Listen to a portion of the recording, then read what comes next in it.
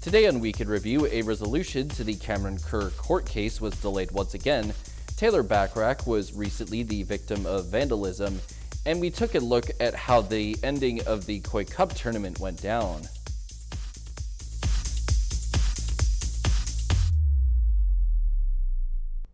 Hello, I'm Cael Maslin, and thank you for joining us here on Week in Review, where we cover all of the news here in the Northwest from this past week. About a month ago, 2 people were charged in the fatal hit-and-run case that killed Terrace resident Cameron Kerr back in November of 2018. And earlier this week, the Kerr family was on the scene at the courthouse to receive some updates. However, the case was pushed back to a later date that will be within the next 6 months or so. The 2 men who were charged, Taylor Storgren and Conrad Wiersbicki, appeared virtually along with the lawyers who represent them. Both of them have been charged with indignity to human remains as well as obstructing justice. Storgren was also charged with failure to stop at the scene of the accident. Garrett Kerr, Cameron's brother, says that he is willing to wait out the process. We understand it's a pretty detailed case and there's a lot of information that needs to be disclosed to the defense, so we know it's going to take a long time, but we've waited this long, we don't mind waiting a little longer. Just as his re-election campaign was getting started, NDP incumbent Skeena Bulkley Valley MP Taylor Bachrach was the victim of vandalism as someone spray-painted an obscenity on one of his campaign signs located on Highway 37. He responded to this act by reiterating the importance of maintaining respect during a campaign and making sure to ask his supporters to not retaliate in any way against any conservative sides or candidates. Conservative candidate Ellis Ross also spoke publicly about the vandalism, expressing his own displeasure with the act and encouraging others to avoid going down that path themselves. The Koi Cup tournament was underway the past weekend in Prince Rupert in a tournament that holds some of the best men's hockey teams from different areas of the province. Here is Damian Smith of CFTK-TV with the story. The Koi Cup took place this weekend, with 4 teams competing for the provincial trophy. The host team in the Prince Rupert Rampage lost their 3 games in the round robin, leaving them eliminated from Koi Cup eligibility. And the 19-hour drive for the Roslyn Warriors was worth the commute, as they won all 3 of their round robin games. And that left the Dawson Creek Canucks and the Terrace River Kings in the semifinals. The elimination game was a defensive clinic put on by both teams, especially from goaltenders including Canuck Josh Round and River King Daniel Paul. We've got the best goalie in the province, it feels like. Daniel Paul is the man. Through 40 minutes of play, both goalies were perfect on the board.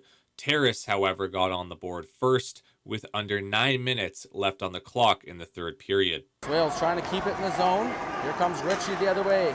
He stops up, has some room. Cross ice, finds Gadig. Gadig shoots, scores!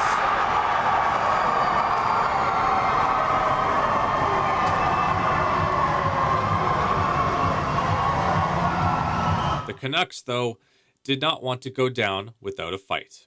Cut around his man up the right side. Just Gadig to beat.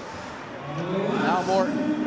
Josh Round's pulled. Here's Norman. Scores! What a play by the Canucks! Brett Norman sends that to the front of the net, and that's tipped in. And with a 1-1 score, both teams were worn down, already playing their 4th game in as many nights. But in an elimination game, the loser would go home.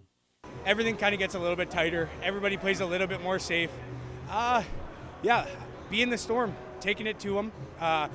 Not running to take every chance we can. Terrace did get on the board in the first overtime, but the goal was disallowed due to the net being knocked off of its moorings. But in classic hockey fashion, a simple goal was needed to put the game to bed. A shot from the point and a tip out front from centerman Trevor Ebling. Hard battle against Roslyn tomorrow. Shoots from the point, scores! And the Terrace River Kings are going to go back to the Koi Cup final. I couldn't win a draw all night. I was struggling, and I finally snapped one back, and I just kind of slipped past my centerman and got to the front of the net. Big body, get there, and kind of see if I can get his vision more than anything. And I seen there was not really a good lane for Cokes up on the blue line, so I got off to the side a little bit. I just heard the shot come through, found it, flat stick on the ice, and it goes up in top corner, that goalie's humongous, right? So we had to do something to change the direction or something greasy. And that's where I belong, right in front of the net. The Terrace River Kings would move on to the finals against the Roslyn Warriors, where we will have more coverage on that tomorrow here on CFTK-TV. From Prince Rupert, I'm Damian Smith. And now we bring you part 2 of our coverage of the Koi Cup. Here's CFTK-TV's Damian Smith once again with highlights from the final. I mean, it's tight. Every guy's laying it on the line completely. With the Terrace River Kings defeating the Dawson Creek Canucks in the Koi Cup semifinals, they moved on to face the Rossland Warriors in the finals on Saturday evening. Rossland, who earned themselves a buy-in into the finals, had a day to rest on Friday while Terrace was going on their 5th game in as many days. And unlike the defensive 2-1 match in the semifinals, this match was a high-flying offensive output. Both teams were putting on their best performance in scoring and in physicality. For both squads, this was the last game of the 2024-25 season. The game was tied at 4 apiece towards the end of the second period, but a goal from River King captain Colton Braid with under 4 minutes left in the period put the team up by 1. Pass up to Mitchell. Mitchell over here to Murray. Murray gathering speed. A drop pass. Oh, he's top shelf!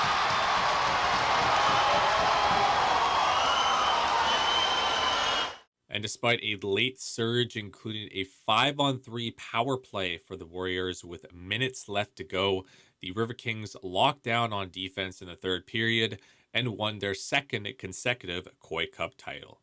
It's their second consecutive season to win the CIHL regular season, the Cameron Kerr Trophy in the playoffs, and the provincial Koi Cup. And for the host in the Prince Rupert Rampage, this was their second time hosting the tournament. Because they lost their 3 round robin games, however, they were eliminated from title contention.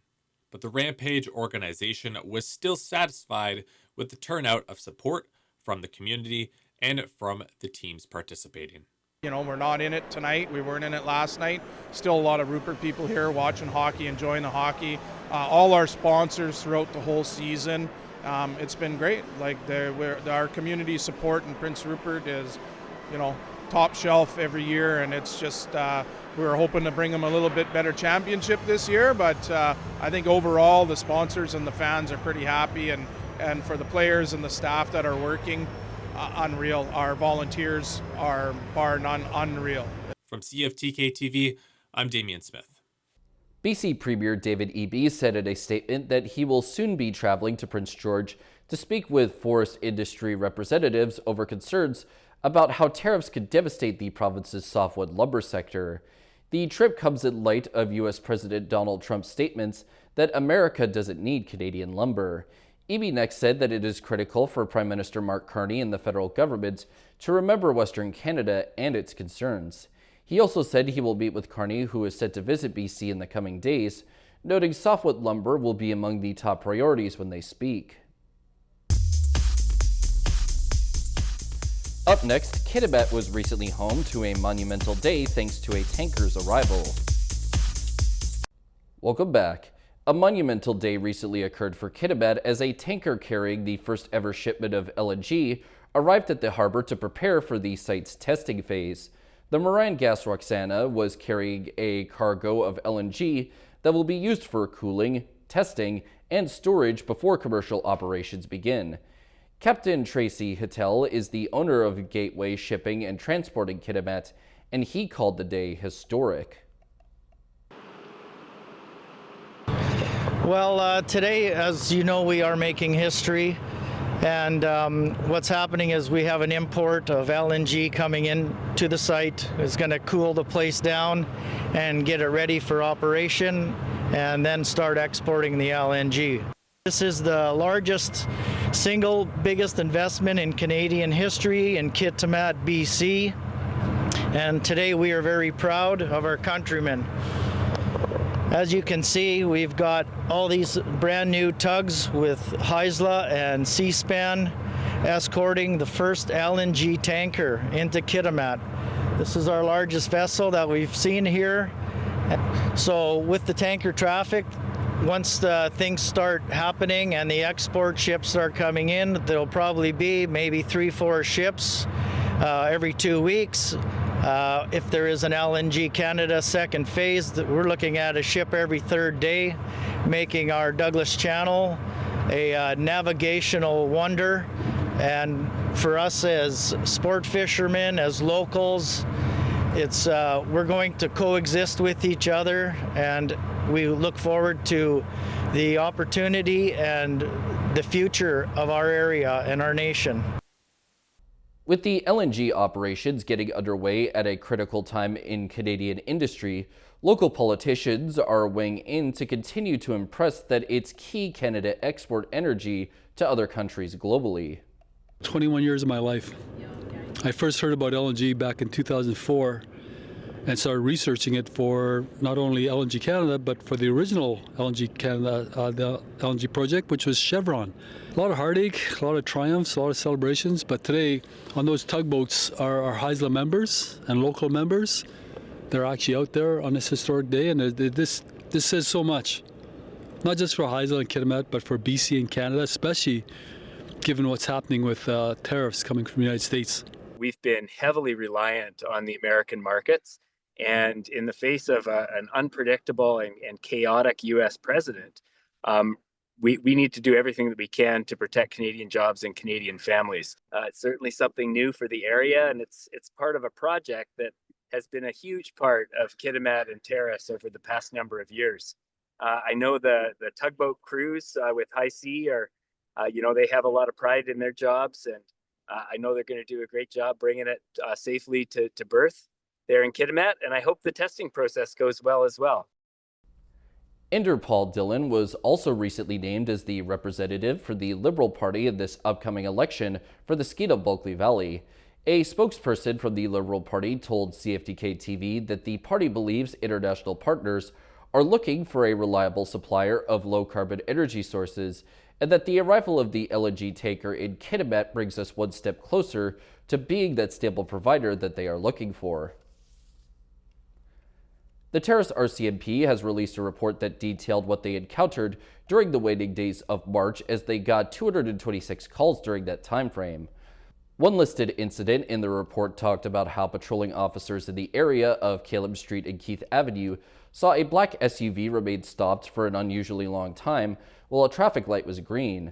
Those officers ended up conducting a traffic stop on the vehicle, and the driver got a warn on her result on her breathalyzer test, showing that she had alcohol in her system.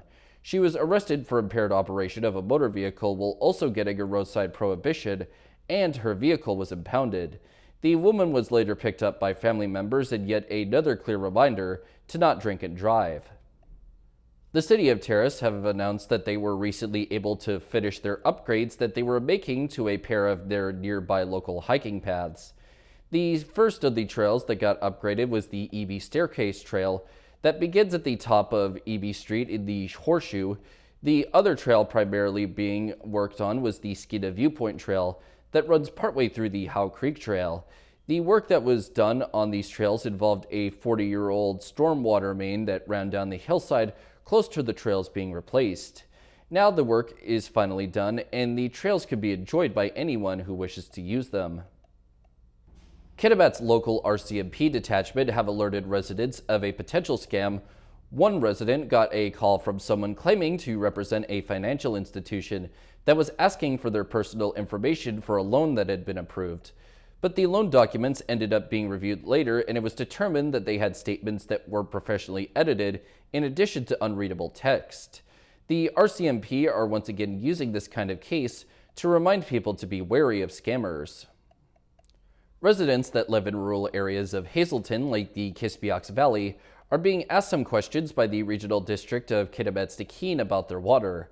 Those questions are coming in the form of a survey that is officially known as the Rural Hazelton Area Water Use Survey, and was created due to the fact that some residents in that area don't have reliable access to clean water. The survey will be available until April 11th and can be found on the Regional District's website. After the break, there was an update that talked about the ongoing Thomas Street project in Terrace. An announcement from the City of Terrace revealed some new information about the work that is being done to improve the quality of the Thomas Street Road on Lanphier Hill. While it was initially planned for the area to get a new pathway added as well, plans have somewhat changed and it will now be getting 2 new pathways instead to help create more accessible transportation routes for all the non-motorist travelers. Those pathways will be on either side of the street, and this change seems to have come about because the city recently got an active transportation infrastructure grant from the BC Ministry of Transportation and Transit.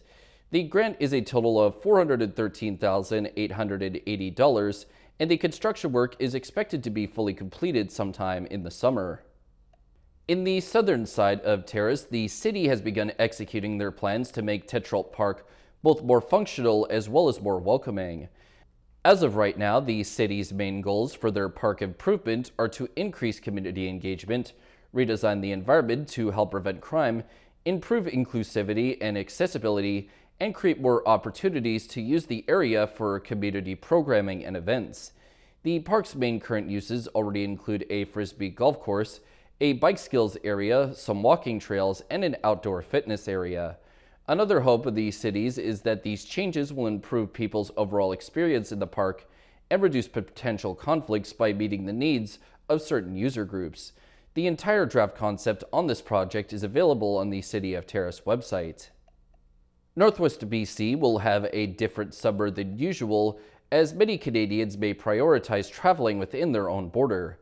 Damian Smith from CFTK-TV yet again has more on what to expect for the tourism industry in the next coming months. In northwest British Columbia, the region is now only a couple of months away from the summer tourism season, which has always been a much easier time to travel in. And during the middle of a trade war, the topic of Americans traveling to Canada was a major discussion at the BC Tourism Industry Conference. The sentiment for travel from Americans to Canada, while there's a little uncertainty, we are still a destination of choice.